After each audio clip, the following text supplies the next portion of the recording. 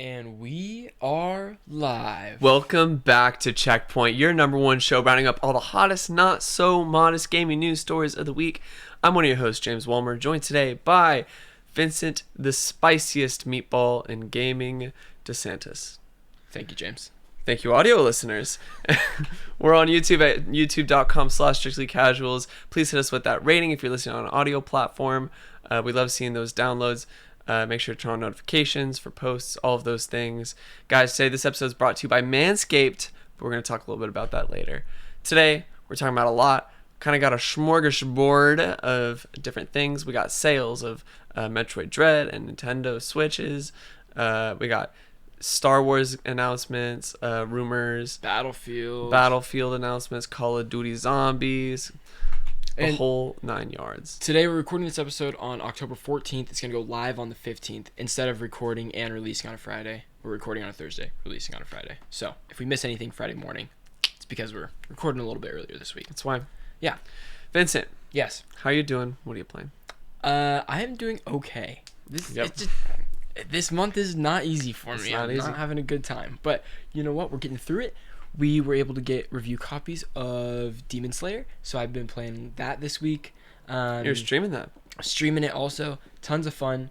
Lots of thoughts. If you're interested in the review, you can check it out on our YouTube channel. And then other than that, that's it. I haven't really turned on the PlayStation for anything else this week. So, that's not true because Vin, we jumped into the Battlefield 2042 beta. Oh, yeah. Dude, yeah, on Friday, we played the hell out of the Battlefield 2042 beta, and I had a great-ass time, but it needs a lot more time in the oven. I would be happy if this game got delayed, because I think it needs it to just be perfect. Although they did say, oh, you're playing a version of this game that's 2 months old. That's what everybody says, okay? That's what everybody says. So time will tell on that one. James, how did you feel about the beta? I felt indifferent about it. Okay. As much as like there are new things in it, it doesn't feel different enough from like Battlefield 4 to be like, oh really? To be something. Yeah, no, okay. I remember playing Battlefield 4 a few months ago, back when the hype was building for 2042, and it kind of just feels the same. Okay. So including some of the more janky, just like more clunky things from Battlefield. For like some things in the menus that don't quite like feel right. I remember like going and switching between like specialists and like the stuff. It just never felt fluid to me. Like I never got it down that you'd press L1 and R1 to go between the guns, and then you'd go back and forth with the stick to select the specialist. I was just always like, it took me a minute every time to be like, wait a second, I need to figure out how to go from here to there. And that was the same thing with like when you pull up the gun and then there's the attachment thing. Yeah. I was like, why do I have to click triangle to switch these? Why is it not the D-pad? But the more that I did it, I was like, oh, okay. Like, you get used to it, but it just doesn't like, at first it doesn't make a ton of sense. Right, totally. Not very intuitive. No, not at first. And it doesn't tell you how to do it. It doesn't tell you how to, there's no tutorial for any of that. Yeah. So I guess some of those things hold me back from really enjoying it. Sure. I think like it plays like a Battlefield game. If you played, there's nothing like, I think what we'll see is when we talk about what is the new mode called? Hazard Zone. When we talk about Hazard Zone, I think that'll be something really interesting, and to change up the do you want to just go right into it? Yeah, why not? Let's do it. All right, so today, Battlefield 2042, EA dropped their trailer for Hazard Zone, which is the third game mode for the game. Yep. And it's been very highly anticipated. So I'm just going to get right into it. Are you excited for this? Okay. Well, not necessarily by me, but I know it's been like, you'll see how it all comes together when Hazard Zone comes out. Right. And so we've had a lot like waiting on this. And so I think this comes from Michael McWhorter at Polygon. I could be wrong, but it is for sure from Polygon. Battlefield 2042's third major gameplay mode, following the traditional all-out warfare and era-blending Battlefield Portal modes, will send players into tense team-based missions against other teams, and hopefully they'll make it out alive. The new mode is called Hazard Zone, and the objective here, developer DICE revealed on Thursday, is not to kill your enemies, it's to grab data drives from downed satellites and exit the battlefield before someone else or something else, like a tornado, kills you. Hazard Zone, DICE has repeatedly stressed since Battlefield 2042's original announcement, is not a battle royale. It features a smaller player count than Battlefield 2042's core multiplayer mode, with just 32 players spread across 8 teams on PlayStation 5, Windows PC, and Xbox Series X, where last-gen consoles will support a maximum of 24 players in a hazard zone. Rough. And the goal is not to be the last player or team standing. In fact, you can win a game of hazard zone before a match even finishes for most players. Here's how the new mode works. You're going to say something, Vin? No, hit me. Yeah, go for Here's how the new mode works. Players are inserted into a game of hazard zone as a 4-member squad, so you drop in. Their goal is to locate and retrieve previous data drives precious data drives from downed satellites that are scattered throughout the battlefield. Of course, other teams are also fighting for those drives, so expect firefights as you go as your teammates attempt to yank out each satellite's precious cargo. Once a team has all their drives, which they don't name how many that is, Yeah. they head to the extraction point and fight to make it out alive. However, there are only 2 extraction opportunities per game, and only 2 teams can make it out alive. One extraction is mid-game and one is at the end. So you have these 2 opportunities to like get your stuff and go, similar to like a Division, like Dark Zone. My question is this going to be like points based for winning? So like let's say you extract a bunch in the first half or whatever, and then barely anything in the last half. Are those going to like add up for your team in the end? I don't know if you continue playing after you extract. Oh. But then do you know you win, or are you just in it for drives? Because I feel like, because you're right, if you die, you're done. That's what it says. It's a one life thing. Mm-hmm. But obviously your team can revive and stuff like that if they're still alive. But I wonder how that works, because people that extract during the middle aren't going to wait the rest of the time for the end of the game to see if they won that or not. You're right. So I'd assume they'd keep playing. Okay. And be like either try and get more or bank what you have and like not risk losing them. Or is it like you drop in twice type deal? You drop in the first half, extract. If you don't get it, you can drop in the second half. That wouldn't make very much sense. That's my thought process, though. I don't know. It's interesting. Yeah, I don't know. know. I think it sounds fun. It definitely sounds like it's riffing off of Battle Royale. Definitely. And they're like, is. this is not Battle Royale. And you're kind dropping of in is. with the squad. I mean, you're trying to... It looks like a Battle Royale. Yeah, it tells you how many kills you get at the end, just that kind of thing. But I guess like it's not... You're not trying to be last. You're just trying to... You're trying to get in, get out. The goal is not to be the last person to survive, but the person with the most drives? Yeah. Okay. Similar to like... Or what was the Warzone mode? Where like you would get the cash and you'd extract out with the cash. Oh, Plunder. It was like That's kind of what I think of. Yeah, Plunder's sick. Except Plunder was like you couldn't die. Did you just play keep respawning. Cold War? No. So Cold War had a big mode that was like a huge map, and you would drop into this with your squad, and then you would collect like uranium or something like that, and you had to bank this, or you get kills, you found uranium, and then you have to bank uranium in these like radioactive deposits or whatever, and they would blow up, and your team would get the points for that exploding. And it wasn't really Battle Royale, but it was kind of like that. But you could respawn. This sounds like a much more fleshed out idea of that, because I think Call of Duty had like a good idea going with that. It just wasn't very fun after a long time. Sure. Yeah, I think it'll be different knowing that like there's only 2 opportunities in the whole game to bank. Right. Which should be a little more dynamic, but we'll see. A few more details about it. You start extraction with a briefing, which is basically a buy period to buy and equip gadgets. A few of which they reference are an Intel scanner device, which helps pinpoint the location of downed satellites, and a reinforcement uplink, which can revive a dead teammate. Players can spend money earned from previous Hazard Zone matches on these tactical upgrades. Drives you successfully extracting games can be cashed in for a currency called Dark Market Credits.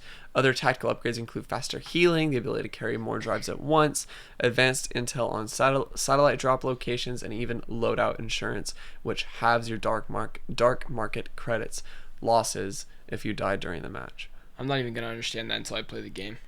Fair enough. Get a good idea of it.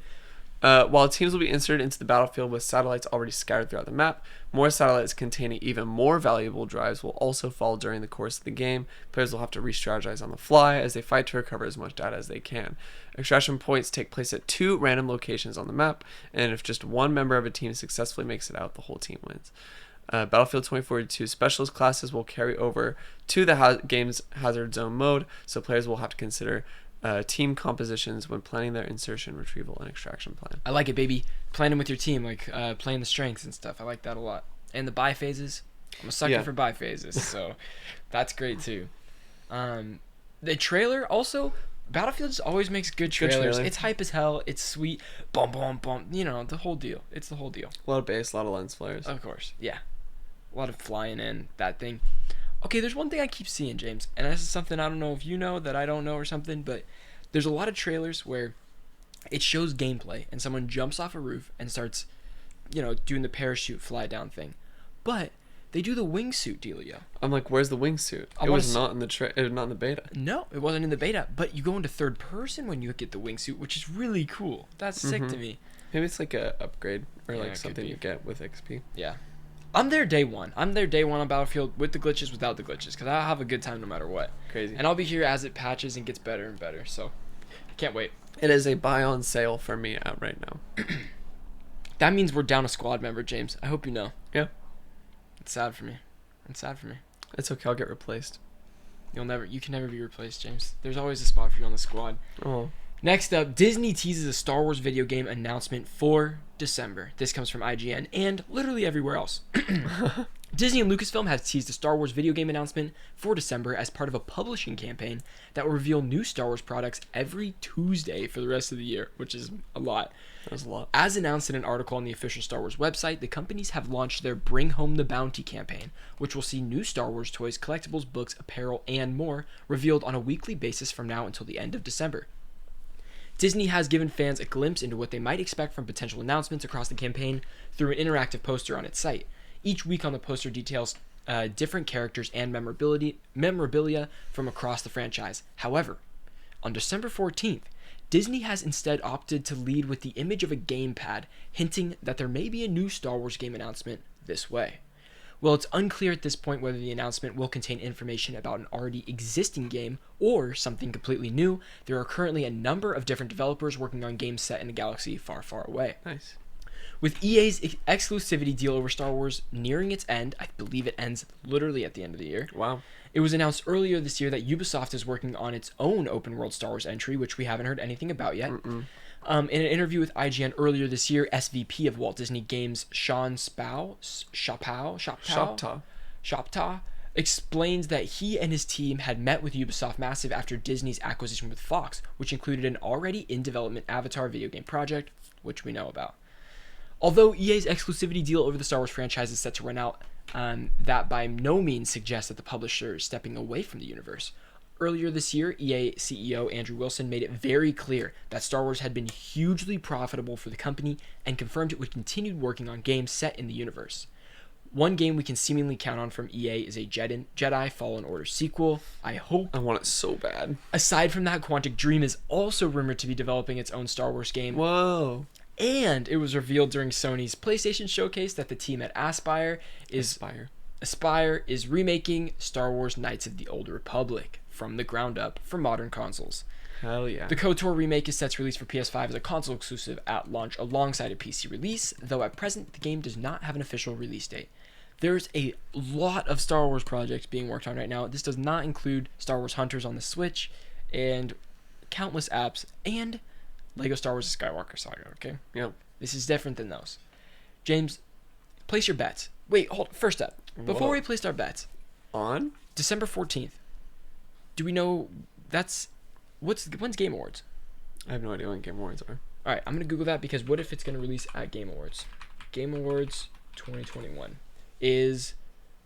just says December 2021. We don't have a date. Nope, December 9th. Okay, so it's after the Game Awards, which is questionable. Yep. Okay. I feel like that would be the place. Could this mean PlayStation Experience on December 14th? I don't know. Well, I feel like it would be a separate thing from a PlayStation Experience or any other major event. You're probably right. But if you had to bet over all these games that we're getting, are we getting something new, different than everything we just listed, or is it going to be one of these things? I think it's going to be something different. Different than all of these. Holy cow. Okay. Mm-hmm. What would you think it would be? I think it'll be I can't think it would be that compelling. Like, I don't think it would be something that would be... God, hold on. Would Jedi Knight Remastered be compelling to you? Yeah, but I don't remade. think. But I don't think they're gonna. They just revealed it. I feel Revealed. like, Knights of the Old Republic. Right, but I'm talking Jedi Knight, baby. Oh, like Jedi Knight. Academy. Or Jedi Academy. there's Jedi Knight 1 and then Jedi Knight 2 Jedi Academy. Jedi Knight 2 is Jedi Outcast. Jedi Outcast. First one's Jedi Academy. Mhm. Yeah. That would be something crazy. But my question is, who would develop it? I don't know. Beats me. Every single major studio right now is working on a Star Wars game. Ubisoft, EA, we have that's about it. Those are the two big ones. But those are huge. Okay, those are really big ones. I'm gonna say this is Jedi Fallen Order 2. We thought That's what I would like it to be the most. a whole year ago we were ready for like a reveal trailer. Yeah, You know what I mean? that is my wish, is a Fallen Order 2.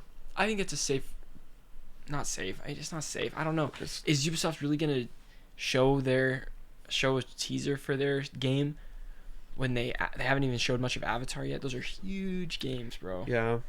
I don't know. And then EA, they would be doing the Fallen Order game, right? Well, it's Respawn. But yeah. Yeah, Respawn EA. So I don't know. Mm. I just can't wait. Whatever it is, beats me. Mhm. All right, bam. EA Sports is planning for a FIFA without FIFA. This comes from New York Times. Wow. Yeah, I used my one free article a month for this. I had to make sure to get it in one sweep.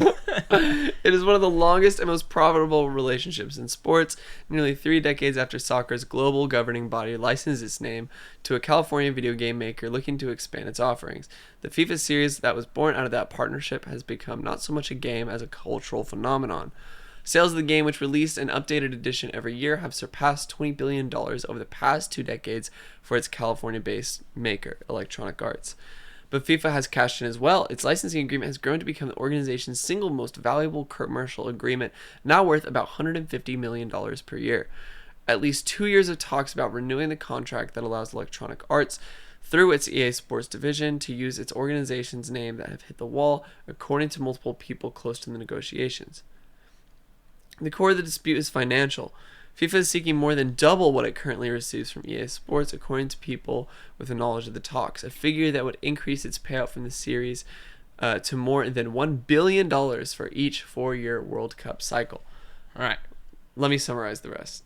Or do Yeah. you want to say that all right first? Let me summarize like the rest of the article because it's long and I gotta explain it. Okay. So, FIFA wants to double what EA pays for the FIFA licensing, and EA has to pay that every 4 years, every World Cup cycle. So they want to double what it already is, which would be making it cost more than $1 billion every 4 years. But on top of that, FIFA wants the World Cup to happen every 2 years, which means paying $1 billion every 2 years instead of they're paying $500,000 every 4 years, basically. You need $500,000 every year for 4 years? Yes, right, exactly, for that re-up. So they would be paying significantly, sorry, not 500,000. Or 500 million. million, yeah. 500 million. Yeah. I thought of that right after Yeah, you said it. I know, was like, it wait a sounded second. weird. Bad math right there. So not only do they want to double it, they want to basically quadruple it because it's splitting and they have to pay their fees more often. And so EA is basically making the decision right now, is this worth it? But reading on in this article too, EA owns the license to use the characters or the people without the FIFA licensing. So they can drop FIFA in World Cup and make EA Soccer and still have all the rights to all the people. Oh. So I don't see why it's a big problem. Would FIFA be able to make their own soccer game? I'm sure, yeah, why not? Just Sure. with who's developing it. Right. FIFA's just a soccer brand, basically. I don't know, an organization, you know? They just get whatever developers, like, I don't know, Sony has a team that makes sports games. They just get Konami's eSoccer or eFootball and find that out. Yeah, find and make a deal happening. So yeah, that's that. I have no further thoughts. I just think EA could make a football or soccer game without FIFA. Yeah, I mean I feel like that's what they would do. They need FIFA doesn't bear any weight, I feel like. But also I'm not a soccer guy. I'm not a footballer. Sure. Yeah. Like I don't know the significance of I don't know what FIFA actually does for soccer as a global entertainment The industry. only thing that's like super important for this article is that FIFA puts on the World Cup. Oh, So FIFA puts on the World Cup. Puts on the World Cup. Like From what- IRL. Yes, from what I have understanding. That's why they want to make the IRL World Cup happen every 2 years instead of 4 years, which would make them make the $2 billion get paid every 2 years. Or $1 billion every 2 years. Yeah. I think that's the conversation that's happening now. Oh, shit. Um, FIFA could... I feel like FIFA could just dump EA's ass and find a new developer and move on. I feel like FIFA now holds the power instead of EA. I think no, EA holds the power to me because they don't have the money they can't compete with FIFA. They can dump FIFA, just call it something else. They can make the same exact game, drop the World Cup logo, drop the FIFA Well, it won't logo, be and nearly good to as big as FIFA because the name FIFA carries so much. No one cares about EA bunk ass soccer. go. But who else? Is there another developer that's willing to make a good game that buys $2 billion worth of FIFA? Just the name? Who could do that? Sony could. Yeah, I guess they could. Yeah, they have the money for it, but Yeah. would they? Will they? They already make MLB The Show. Imagine they put the money up for that game, right? Yeah. But the game ends up sucking or something. You know what I mean? Like, it's not a good... Because EA has that kind of FIFA, like... They've been making it for so long. They know what's good. Well, they don't always know what's good. We saw that Switch port. I'm looking at you 2 out of 10. I don't know. I feel like, as much as I hate to say it, I feel like there's not... This sounds so... You're going to piss a lot of people off. I already know it. I hear it coming. What is it?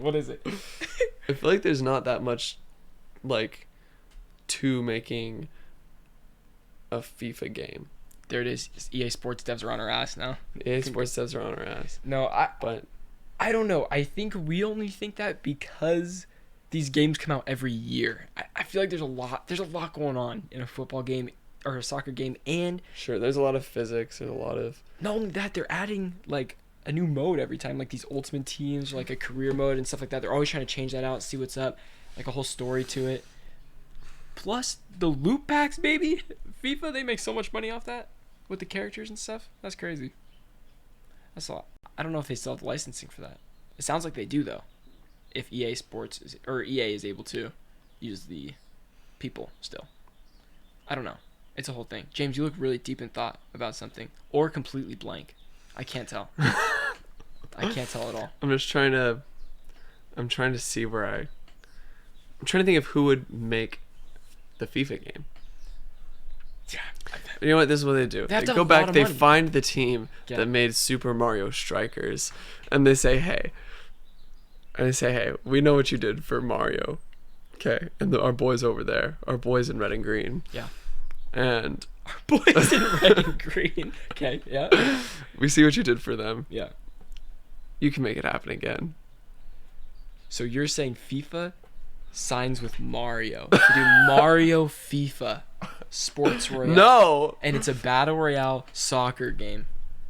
Well, you've played Mario and Sonic at the Olympic Games. Of course. It's Winter Olympics, James. Did you No, play there's both. Oh, Winter Olympics There's both. was so superior. Holy cow. Oh my it's so God. good. Yeah, I've played both. Yeah. On the Wii. On the Wii. Yeah.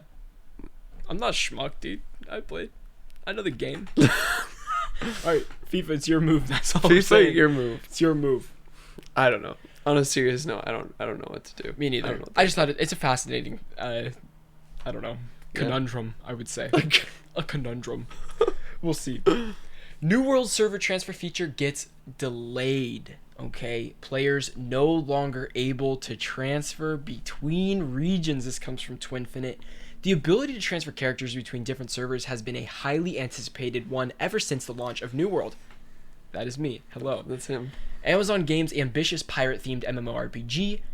Oh, okay. As the player had experienced long queue times, especially in the EU region when it first released, Amazon assured players that character transfers would be available for cross-region in just a couple weeks, so you could play on a less populated server, whatever you want. But now Amazon's saying, screw you, you chose a less populated server to play the game, and you're stuck there. That's just it. You're done.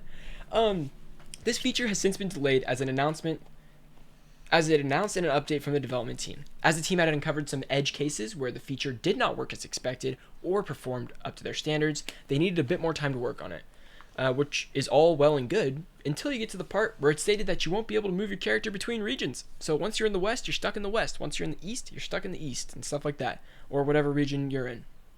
According to this new update, characters can only be moved to other servers within the same region. This has certainly caused a lot of backlash from the community. I know I have a lot of friends on the East Coast playing this, and I was like, I will just drop into a West Coast as I start. And now it's looking like I'm not going to be able to play with those people ever. So that's great. Damn. Thank you for that. There are other few restrictions. Well, I could just start a new character, which is ass. Who wants to do that with an MMO? No. Unless you're like, your life is that MMO, and you just want to start over, and you just hate yourself that much. Just kidding. If you play MMOs, God bless you. Okay, God bless you. There are other few restrictions. For instance, if you can't move to a world that's full or under maintenance, and you can't move to one where you already have a character. So once you have a character on one, you're stuck. There's also like no reason to. Right.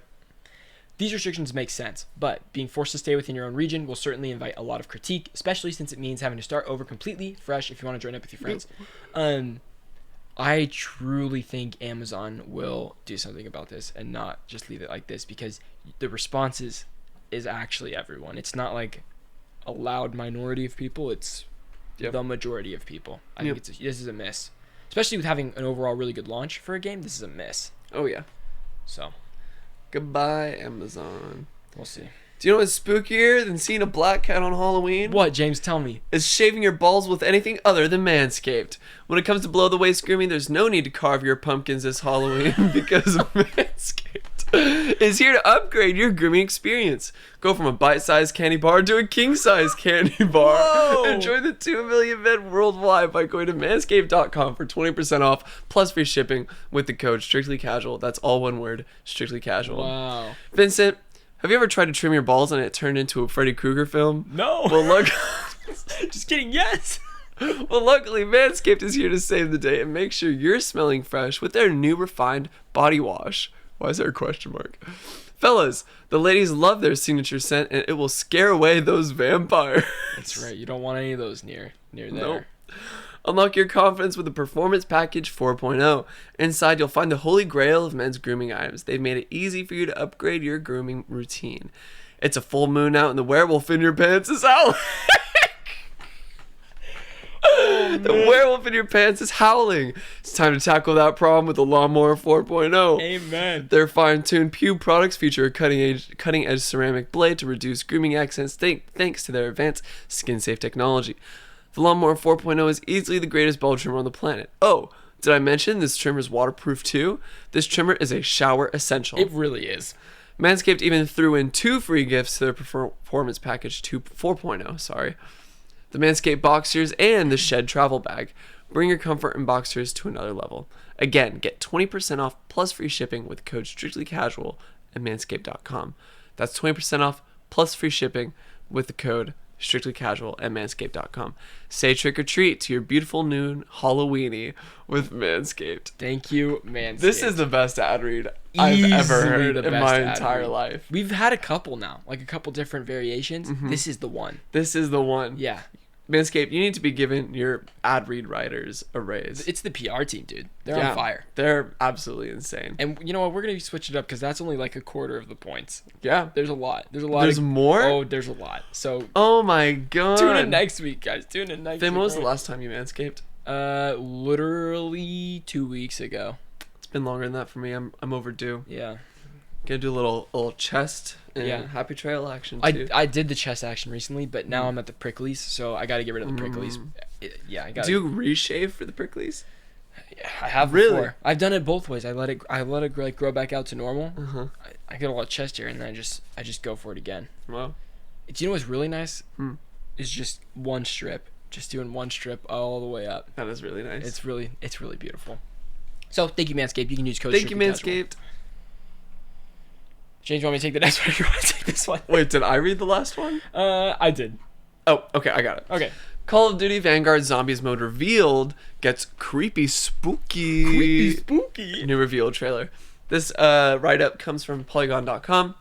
While Sledgehammer is developing the majority of Call of Duty Vanguard, the Zombies mode will be a Treyarch joint, the studio behind the original Undead experience dating all the way back to 2008's Call of Duty World at War. So, Normally they go for a 3-round cycle between developers. I think it's Sledgehammer, Treyarch, and Infinity Ward. And so Treyarch is taking a year off, but they are offering their efforts for Call of Duty Zombies on this year's Sledgehammer game. From what we know so far. Yes. So we're going to go back into it. With the return to the World War II setting, it looks like we're going to get some of the occult action in Vanguard Zombies. The trailer shows a Nazi captain named von Licht using a special relic to gain nice. new knowledge, thank you, and the ability to raise the dead. We see players using World War II era weapons, jumping into portals, activating crystal swords. That sounds really cool. It was pretty cool. Placing rings of fire on the ground, and of course, listening to Billie Eilish. The first map in Vanguard is Der Anfang, which means the beginning, and takes players to Stalingrad in 1944. For those tuned into the Zombies story, a separate Q&A with a handful of Treyarch devs confirmed that Vanguard will offer some new details on the Dark Ether storyline. Players alongside a demonologist and 4 entities will battle Nazi officer von Licht and Cortifex, the Deathless. That's the whole name, is Cortifex the Deathless. Pretty badass name. It is a really cool name. As they try and summon soldiers from beneath Stalingrad. Players will be able to teleport to different areas to complete unique objectives like the Hotel Royal or Shinonuma, a previous zombie map set in a swamp. Players will return to their Stalingrad base to upgrade perks and pack-punch their weapons. The aforementioned entities are also at war with Cortifex and will join players via special artifacts, offering new abilities to take into other portals. I hope that these entities have their own unique personalities and are fun to have around. That would be cool. Vanguard Zombies adds the Altar of Covenants, a randomized perk system. After players return from a portal to upgrade their gear, they can sacrifice a new item to the Altar of Covenants, which will grant them a random ability, like Brain Rot, which can turn zombies into allies. Ooh. That sounds really cool. Players will get a different collection of perks each time they play, so zombie matches should always be slightly different. I had this thought, Vin, as I was reading this. Tell me. And it's a little crazy. Yeah, it's a little buck wild, but I think it needs to happen. You want to buy zombies separately. Yep, that's exactly what I wanted to. I knew where you were going right there.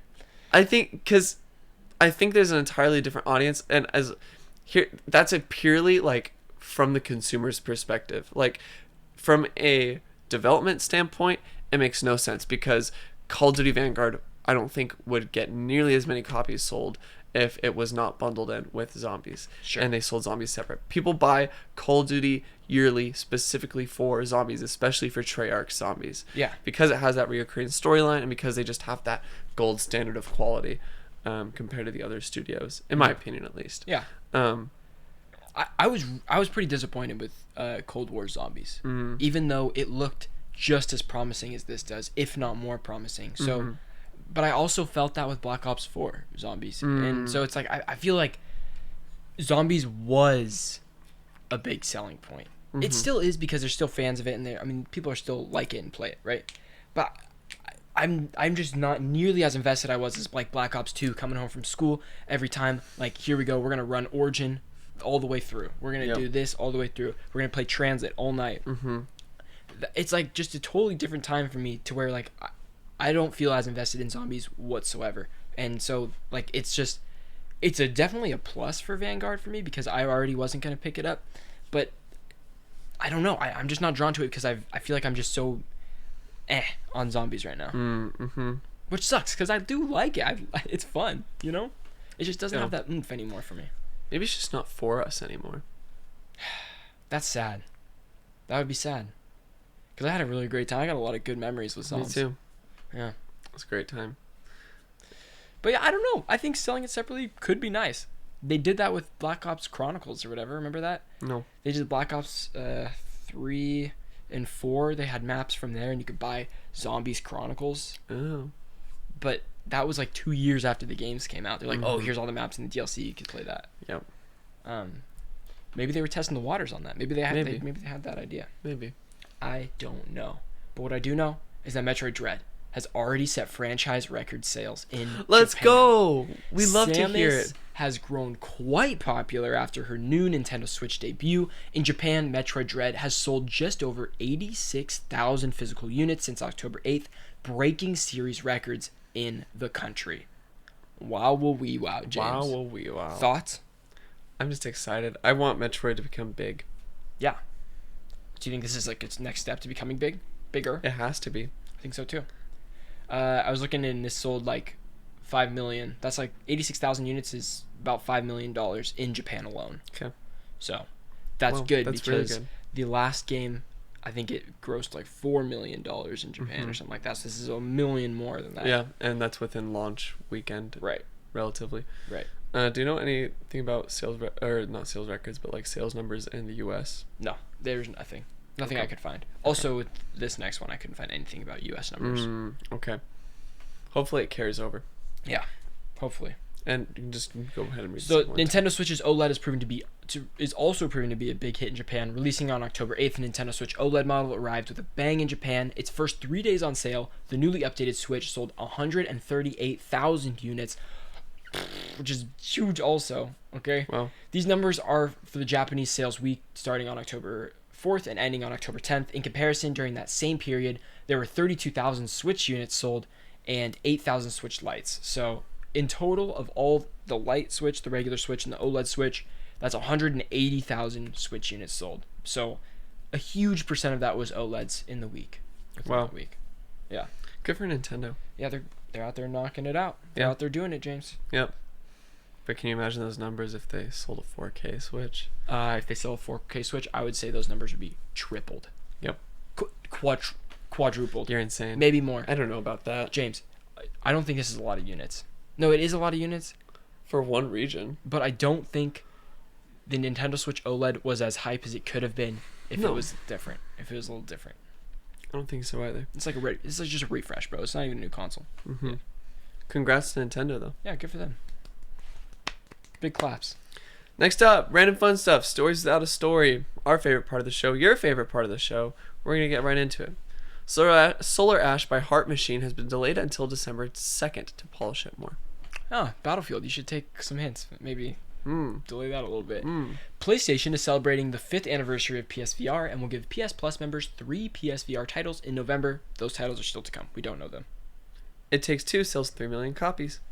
Call of Duty is rolling out a kernel-level anti-hacking monitor called Ricochet. Ricochet, finally, it will be required to play Call of Duty Warzone on PC. This is Great. yeah. We've Love been to talking see it. about Warzone hackers for 50 Literally episodes. the entire time. Yeah. Death Stranding Director's Cut appears to be coming to PC via a leak. Yes. Nintendo 64 games will be playable at both 50 Hz and 60 Hz on Switch. Taking to Twitter to clarify, the European Nintendo account confirmed that, quote, all Nintendo 64 games included in Nintendo Switch Online, plus the expansion pack, can be played in 60 Hz English language versions. Select games will also have the option to run the original European PAL version with language options. What does that mean? There's PAL and NTSC, or NSTC. NSTC is the North American standard for video codecs, and PAL is the European standard. PAL only has the, it can only go to 50 Hz. That's just how it works. Gotcha. And NSTC can go to 60 Hz, so you can choose between those options. Gotcha. Yeah. Monster Hunter Rise PC demo is live now on Steam, including uncapped frame rates, high-res textures, and more. And you cannot cross-play or cross-progress with Monster Hunter Rise if you want to play that on PC, which is a huge-ass bummer. That is a huge bummer. So But- bam. But, James, we got one more little section. What is it? We got one more tiny little section. Should I close this window for the leaf blower? It's getting a little loud. Yeah. All right. Here I'll we go. close it. I'll close Okay, it. James, you'll close it. Sounds good. All right, here we go. Oh, just kidding. We'll wait to talk Yeah. before that. Hold on. We gotta. No, yeah, it's good. It's good. Where's the end of it? It's right here. I got it. I was trying to push it from the other side. All right. All right. Oh my goodness. God, that was horrible. I'm so sorry. I apologize. Anyways, on to this next segment. I'm glad you guys were just so waiting patiently for this. Okay, here we go. We have a question of the week, or a community question. I'm glad I closed that. That's getting closer.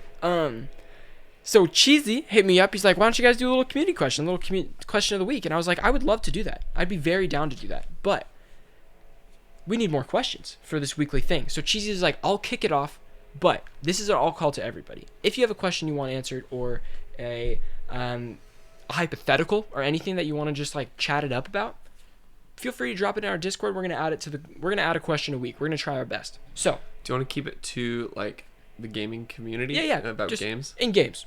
Yeah, Okay. a question hypothetically about games. Yeah. Yeah, about games. in the topic of the podcast. Or no, it doesn't have to be about the topics we talk about, but just in the world of gaming. Yeah. So Cheesy kicks it off and asks, what is one franchise or game series you would want to see remastered and why? Could be games from any generation, but the last two. So no PS4, no Xbox One, PS5, Xbox Series X, none of that. He wants previous to that, so PS3 and Xbox 360 and below. And by remastered, he means a full upscale resolution, same story, somewhat gameplay, but gets like the Halo collections or even Blue Point treatment. The Blue Point treatment is huge. What do you think? So no PS4 or Xbox One. So it had to be previous to that. Yes. Okay. So we're thinking like we're talking PS2, Xbox 360, Xbox or PS3. Yep. All those. Also, if you guys are listening to this and you want to leave it in the comments what you guys think too, that would be sick. I'd love to go through those. I think a big one that I never got the chance to play, but I know is a fan favorite, is the Resistance franchise. Give us the Resistance collection, remastered, and I bet that could be really good. We've had rumors. We have had rumors about it. Insomniac. That's one off the top of my head. If we're talking games that are like near and dear. Yeah. This is a shot in the dark, but I really think that Driver San Francisco would be perfect for a remake / I never played Driver San Francisco. It's Ubisoft, but I feel like it is a good open world to where it's not current Ubisoft open world. I think they could learn a lot from Driver San Francisco about open worlds right now. All right. Really think so. Cool. That'd be solid. I think another one that kind of goes, I feel like it goes without saying because we've had leaks about it and there's like rumors, but I mean, Metal Gear Solid totally has to be remastered. Like if they got the Blue Point treatment, specifically like Metal Gear Solid 2 or 3, like if they got the Blue Point treatment, that would be absolutely insane. Yeah. Because the gameplay holds up. Right. The gameplay holds up like pretty, from my understanding, because the controls are a little weird for Metal Gear Solid because like you press square or triangle for like a lot of like, that's the action button I think is square. So, but in some of the systems you have to like kind of, it's a lot of like holding the bumpers to try and like scroll through things. Right. But I think it would work really well. Did you see there's a new game that came out recently? I forget the name of it, but it's like a love letter to Metal Gear Solid 1, and it looks really cool. It's really, really cool. I'll try to find it. It's only on Steam, I think. Oh, no. I think it's on PlayStation also. Yeah, I'll have to look it up because I was like, this is sick. This is super cool. So, I'm trying to think of another one I would like to see remastered. I should have thought about this question before. I would love to see, I mean, we talk about this all the time because we want it so bad, but like GameCube era Zelda games, like Wind Waker, and Twilight Princess. Yes, please. Would be absolutely give incredible. Me Twilight Princess. Give me those old Zelda games. I would even love a remaster of Ocarina of Time because I never played it. I would love the Nintendo 64.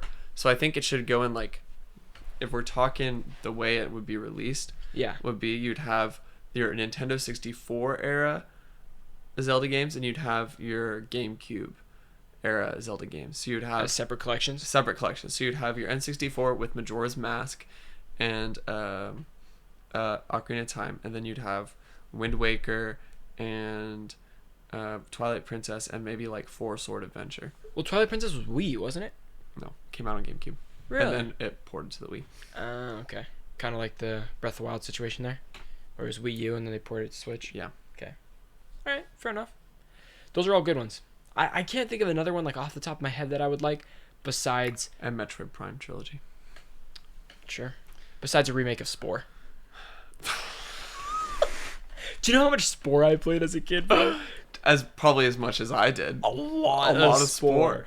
Okay, did you play the whole thing where you went and did the, like, you went in and you, like, played as your, like, monster, and then you, like, did the whole, like, city building real-time strategy deal? It went from, you do the little swimmies, and then you're on the land. Yep. And then it's, like, the tribal, like, overhead, like, strategy, like, beating other tribes, and then it's the civilization, and then there's the space expansion, I remember the space.